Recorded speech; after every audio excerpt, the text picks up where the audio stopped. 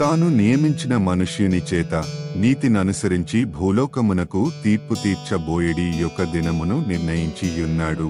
మృతులలో నుండి ఆయనను లేపినందున దీని నమ్ముటకు అందరికిని ఆధారము కలుగజేసియున్నాడు.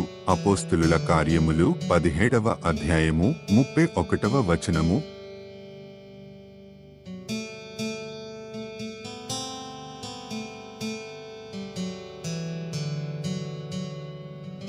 తాను నియమించిన మనుష్యుని చేత నీతిననుసరించి భూలోకమునకు తీర్పు తీర్చబోయేడి యొక్క దినమును నిర్ణయించియున్నాడు. మృతులలో నుండి ఆయనను లేపినందున దీని నమ్ముటకు అందరికిని ఆధారము కలుగజేసియున్నాడు.